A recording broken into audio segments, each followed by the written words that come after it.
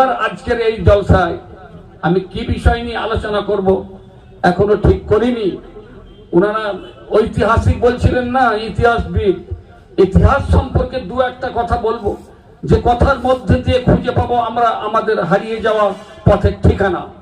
একটা বলবো ইন্ট্রোডাকশনে, তারপরে আমার বিষয় থাকবে সৃষ্টি সম্পর্কে মহান আল্লাহ যে কথাগুলো বলেছেন, তারপরে আর একটা বিষয় থাকবে আঞ্চলিক বিষয়, সেটা থাকবে এই পশ্চিমবঙ্গ তথা ভারতবর্ষের বুকে আমরা মুসলিম কমিউনিটি বর্তমান সিচুয়েশনে কেমন আছি। হ্যাঁ, আমাদের কর্মসংস্থান, আমাদের এডুকেশন, আমাদের বিজনেস, আমাদের সামাজিক লাইফ, আমাদের রাজনৈতিক জীবন, আমাদের রাষ্ট্রীয় জীবন ঠিক কোন জায়গায় আছে এ সম্পর্কে বলবো। তারপরে যে বিষয়টা থাকবে আন্তর্জাতিক প্রেক্ষাপটে, সর্বভারতীয় নয়, আন্তর্জাতিক প্রেক্ষাপটে আমরা ঠিক কি রকম অবস্থার মধ্যে আছি এই সম্পর্কে আপনাদের কাছে হাইলাইট করব, আল্লাহ যদি তৌফিক দান করেন। সর্বপ্রথমেই একটা কথা বলি, আপনারা নিশ্চয় জানেন, জ্ঞানী মানুষ, আপনাদের মেমোরিতে শুধু সংযোজন করছি, হ্যাঁ মেমোরিতে আপনাদের সংযোজন করছি, নতুন কিছু বলতে পারবো না। সংযোজন এইটাই, সারা বিশ্বব্যাপী জনগণনা অনুযায়ী টোটাল মানুষের সংখ্যা, বর্তমান যে কারেন্ট জনগণনা, সেই কারেন্ট জনগণনায় আমরা যে হিসাবটা পেয়েছি, সারা পৃথিবীতে জনসংখ্যা 800 কোটি। কত বললাম? 800 কোটি। এই 800 কোটির মধ্যে মুসলিম জনসংখ্যা 200 কোটি। সব থেকে যারা ধর্মীয় নিরিখে জনসংখ্যায় বেশি তারা খ্রিস্টানরা, তারা 238 কোটি। ভালো করে শুনবে কেন বলছি কথা। তারপরে যারা আসবে তারা আমাদের হিন্দু ভাইয়েরা 116 কোটি। তারপরে যারা আসবে বৌদ্ধরা 50 কোটি। তারপরে যারা আসবে আপনার 119 কোটি, তারা নাস্তিক, মানে ধর্মহীন, তারা রিজন অফ ক্রিয়েশন, সৃষ্টির কি উদ্দেশ্য, কে ক্রিয়েটর, কে সাভরিন, সার্বভৌমত্বের মালিক, তারা বিশ্বাস করে না। এগুলো 119 কোটি। আমার কথাটা বুঝে এলো? আর অল্প সংখ্যা যারা খুব স্বল্প সংখ্যক মানুষ সারা পৃথিবীটাকে একেবারে ধ্বংসের মুখে নিয়ে যাচ্ছে, তাদের সংখ্যা মাত্র 1,05,00,000। তারা কারা জানেন?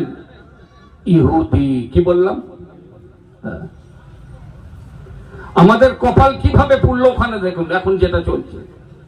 আমরা যারা এখানে আছি ধর্মীয় জলসায় মাদ্রাসার প্রাঙ্গণে, প্রথম কথাই আপনাদের থাকবে, এই মাদ্রাসায় যে কালচার হয় সেটা কোরআনের কালচার, ঠিক না? হাদিসের কালচার। এটা একটা এডুকেশন, এডুকেশন না?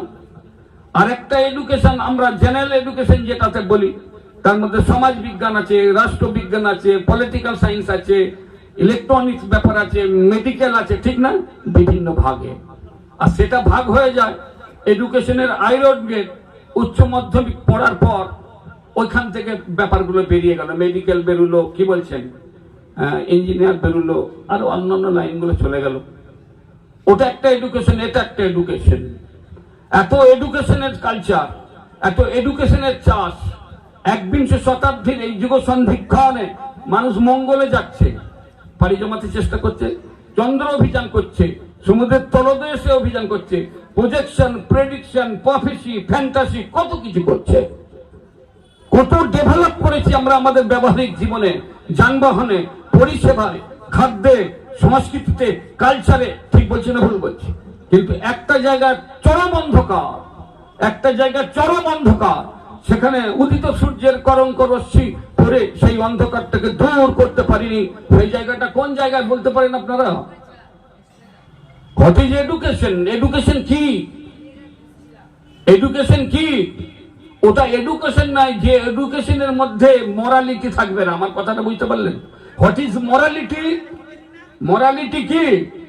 ভার্চুজ এন্ড ভ্যালুজ, সুনীতি ও মূল্যবোধ, ঠিক না? তো একটা মাস্টার ডিগ্রি করা ছেলে, পিএইচডি করা ছেলে, ট্রিপল করা ছেলে, অক্সফোর্ড থেকে পড়া ছেলে, অক্সফোর্ড ব্লু ছেলে, ভালো করে কথাগুলো শুনবেন, এত এডুকেশন থাকা সত্ত্বেও মানবিক চিন্তায়, সততা সত্যনিষ্ঠায়, স্নেহ মমতায়, প্রীতীয় প্রেমে, স্বাদেশিকতা ও আন্তর্জাতিকতায় কি নির্মম ভাবে সে একেবারে ইনঅ্যাক্টিভ, ঠিক বলছি না? উদাহরণ নাম্বার 1, আপনারা জানেন এই এডুকেশন মানুষের মধ্যে ভার্চুজ, মানুষের মধ্যে সুনীতি ও মূল্যবোধ দিতে পারছে না। জেনারেল এডুকেশন যা দিতে পারছে না বলেই ওই মরালিটি পাওয়ার জন্য আমাদেরকে রিলিজিয়াস এডুকেশনে আসতে হয়, ঠিক বলছি না? আমি 1 থেকে গ্র্যাজুয়েশন পর্যন্ত সমস্ত সিলেবাসকে ফলো করেছি। ওই ফলো আপ করার পথে কোথাও এরকম কথা পাইনি পিতামাতা যখন বার্ধক্যে যাবে তাদের ভালোবাসতে হবে, এরকম কথা কোথাও পাইনি মানুষ যখন ক্ষুধার্ত থাকবে তাকে খাদ্য দিতে হবে, এরকম কোথাও পাইনি মানুষ যখন বিপর্যস্ত বিধ্বস্ত থাকবে তার হাতটাকে ধরতে হবে। আপনারা পড়েছেন কোথাও? নেই। যাদবপুর বিশ্ববিদ্যালয়ের পিএইচডি করা ছেলেরা